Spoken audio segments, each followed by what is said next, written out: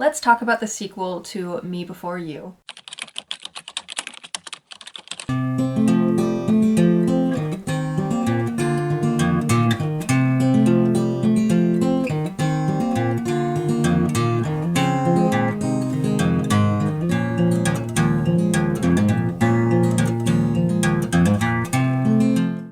If you haven't seen my Me Before You review, or if you haven't seen the movie or read the book, I recommend reading the book first, actually, because I'm going to have some spoilers in this review for Me Before You.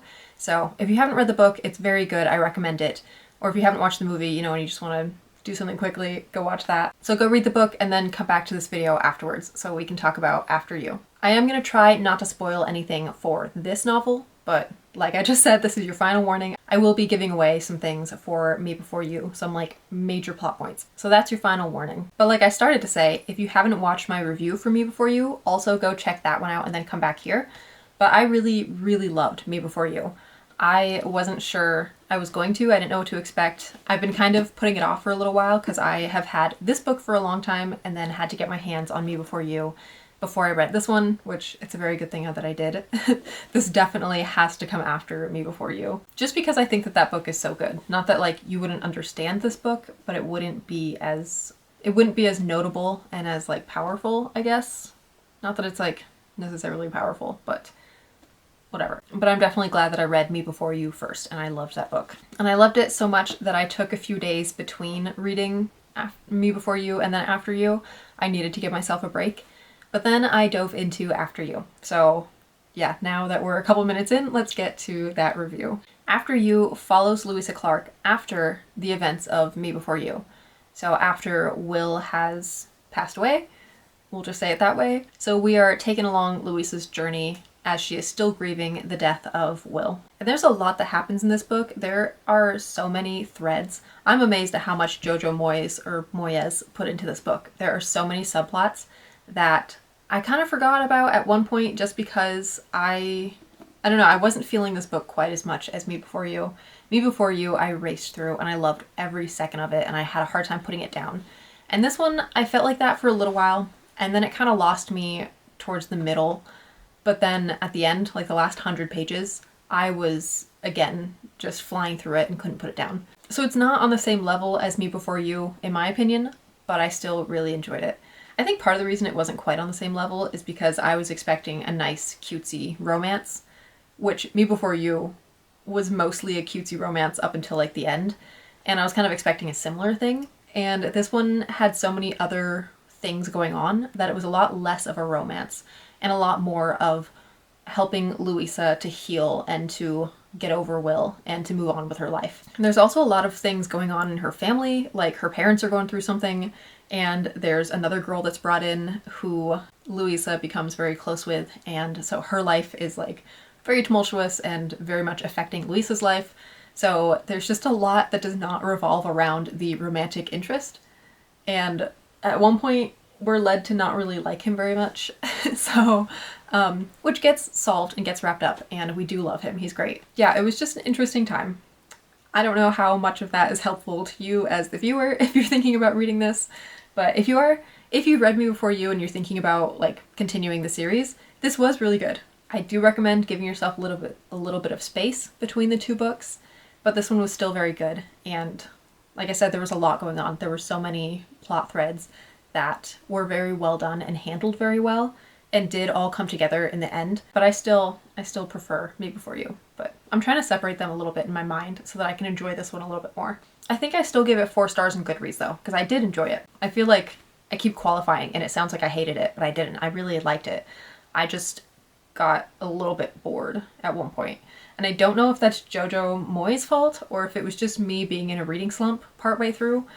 But yeah, there was definitely a period of time where I was like, well, I kind of just want to be done. And then I got to the last 100 pages and was like, oh, wait a minute, this is really, really good again. It got good again. And again, I couldn't really say if that's because of the writing or because of the story, or if I literally was just not wanting to read. It could have just been me. There is a big twist in this that I was not expecting, and when that happened, I had to take a minute. And I was very happy about it. It was a good twist. It was great. But I was just like, I just kind of sat there for a minute being like, are you kidding me? Really? I should have seen that. I should have known. I just was not expecting it at all. Because Louisa is a little bit of an unreliable narrator. Not most of the time, but in this case. And so I was just taking her word for it and listening to her and agreeing with whatever she thought. I was like, oh yeah, okay, that makes so much sense. And then this twist happens and you find out that she's been wrong. And I wasn't expecting it. It completely blew me away. And I should have been expecting it. I should have seen it coming. I just was so drawn in at that point that I was not thinking about other possibilities. And I was just taking everything that Louisa said as gospel. And yeah, she was wrong. So that was crazy. That was awesome. But that was around the time that another big plot thing got wrapped up, kind of. And I'm trying not to spoil what happened, but there's this big problem that everybody's dealing with, and then it gets solved. And that was around the point where there were 100 pages left, and I didn't know how the rest of the book was going to go, because I felt like we'd pretty much wrapped it up, and like I could see the book going on for another, 30 to 50 pages maybe, but I had no idea how Jojo Moyes was going to fill 100 pages, and she did so beautifully. She brought back a bunch of things that I had just not been thinking about, and I realized that there was a lot more to wrap up than I had realized. So yeah, so I think that she did that very well. I was very impressed. As with Me Before You, After You does have some swearing, so I would put that at like a 3, like an average or like moderate amount. If 1 is none and 5 is a lot, then I would say like 3. As for like adult content, there is more in this one than there was in Me Before You, because Me Before You was very clean. There were a few like jokes or references just because she is taking care of someone, and so there's just like some more medical things, I guess, kind of. Wow, I'm really doing a bad job of skirting around this, but I guess there were more like adult discussions in Me Before You. There is some adult content in After You, but it is not at all gratuitous, and it's honestly, it's put in there so that you don't want to read it, basically. It's not at all meant to be, ooh, nice, feel-good fun. It is hard to read because it's a very uncomfortable thing is happening, I guess. And uncomfortable is not even a good word for it. It's worse than that. But yeah, so the adult content in this is not at all gratuitous. It is meant to help explain a character and develop a character, but it's very hard to read. So that's your other content warning. Otherwise, there's not a whole lot in this. I mean, there's some blood.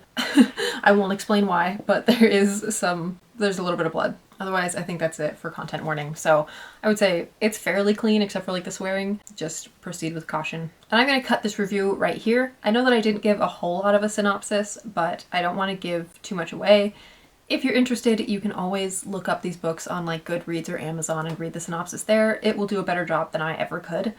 But it's just following Louisa as she's learning to get through her grief. That's about as much of a synopsis as I will give you. If you enjoyed the video, please give it a like and subscribe down below if you're not subscribed. Comment down below if you've read either Me Before You or After You, and if you've read the third book also, because I don't currently own that one. I believe it's called Still Me, and I don't own that one, but I would like to pick it up at some point. I'm trying not to buy a bunch of books. If you've been following the channel for a little while, you know that I'm currently trying to cut down my number of physical unread books that I own, and I'm making good progress, I think. I haven't done like a tally or anything, I haven't counted, but I feel like I've been reading a lot of the books that I own, and I've only bought 1 or 2.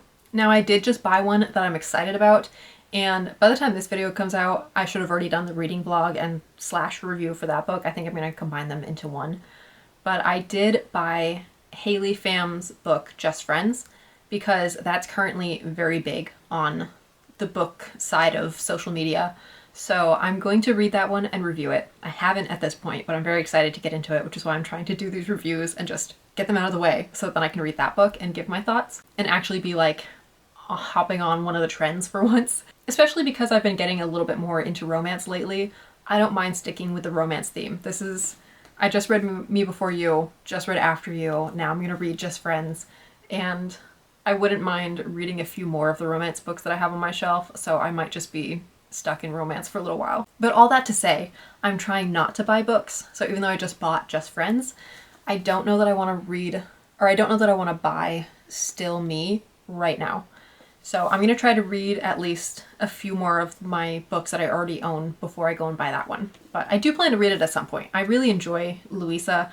I enjoy Jojo Moyes. I enjoy her writing a lot, and I would love to read more of her books. I have a friend who has a few of her other books that are not part of this trilogy, and she likes them also. So I might read I might start getting into Jojo Moyes a little bit more. We'll see. But again, that'll be when I've cut down my TBR to like 20 books? Do we think I can get down to 20 physical books before I buy a whole bunch more?